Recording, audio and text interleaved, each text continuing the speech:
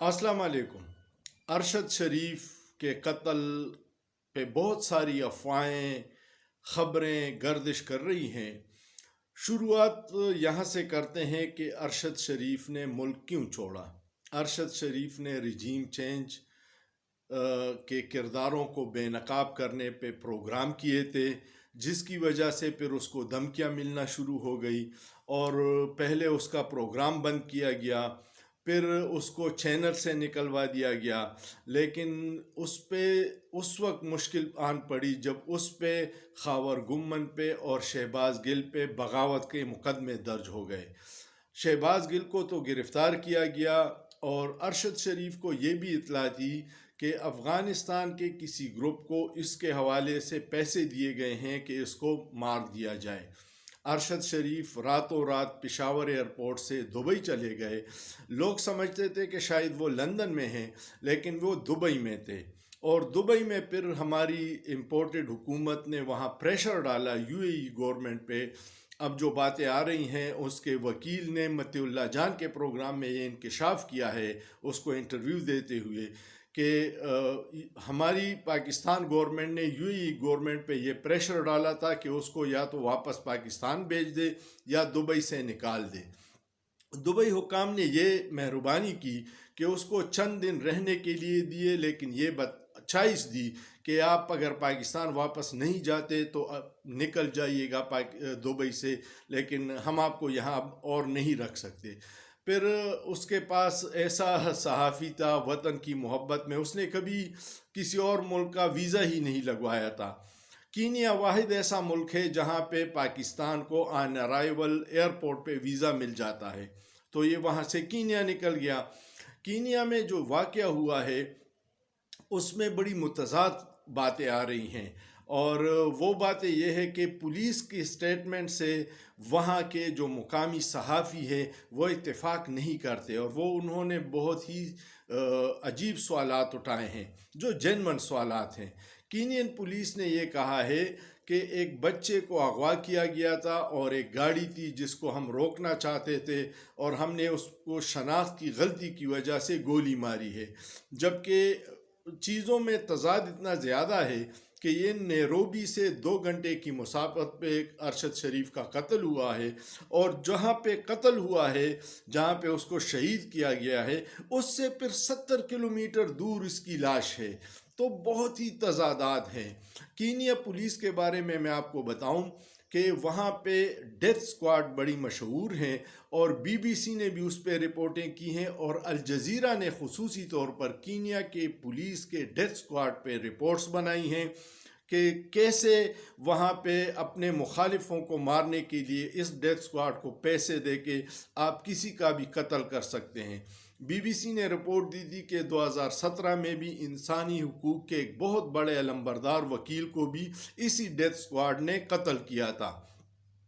ये सारे वाक़यात देख लें तो शुरू कर लें कि अपने वतन में जिस पे अरसे दराज तंग था, जिसको दुबई से निकाला गया और कीनिया में शहीद किया गया, सारी कड़ियाँ आपको मिलती हुई मिलेंगी। दस्ताने जिसने भी पहने हैं, अब वक्त है कि दस्तानों में छुपे हाथों को तलाश किया जाए। वो एक मुहिब वतन सहाफ़ी था, उसने हमारी बहादुर अफवाज के साथ मुख्तलिफ बॉर्डर पे रिपोर्टिंग के लिए जाता था। जहाँ भी पाकिस्तान फ़ौज पे कोई हमला होता, जिस तरह कश्मीर में मिज़ाइल हमला हुआ था, पहला बंदा था जो रात 10 बजे वहाँ पहुँच के और हमारी बहादुर अफवाज के साथ उसने प्रोग्राम किया था। ये वैसा निडर सहाफ़ी था जो गवादर से लेके वज़ीरिस्तान तक और वज़ीरिस्तान से लेके सियाचिन तक अपने फ़ौजी भाइयों के शाना बशाना रिपोर्टिंग करता रहा और उनका हौसला बढ़ाता रहा।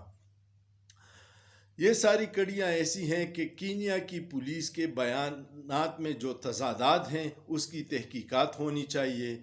अब उम्मीद है कि हमारी एम्बेसी कीनिया में पहुंच गई है उसके पास, उसके पोस्टमार्टम के बाद उसकी लाश बखैर व आफियत के साथ पाकिस्तान पहुंच जाएगी। उसकी माँ का बड़ा हौसला है, उसने اس وطن پہ اپنا ایک بیٹا پہلے قربان کیا تھا، یہ دوسرا بیٹا بھی قربان کیا۔ اس کا شوہر ارشد شریف کا والد بھی نیوی میں تھا اور اس نے اپنے ملک کی خدمت کی تھی۔ مجھے یہ کیوں لگ رہا ہے کہ ہر محب وطن پاکستانی اس وقت تشویش میں مبتلا ہے کہ ہمارے ملک سے محبت کرنے والے، ہمارے پاک فوج سے بے پناہ محبت کرنے والوں پہ عرصہ دراز کیوں تنگ ہے؟ کون ہے جو ایسے لوگوں کو جو ملک سے محبت کرتے ہیں ان کو چن چن کے تنگ کر رہے ہیں، مار رہے ہیں؟ بلاول زرداری جو انسانی حقوق کا بڑا چیمپئن بنتا ہے، اس کا یہ 6 مہینے کا دور سیاہ ترین دور ہے انسانی حقوق کے حوالے سے۔ بہت سارے صحافیوں پہ دہشت گردی کے پرچے ہوئے۔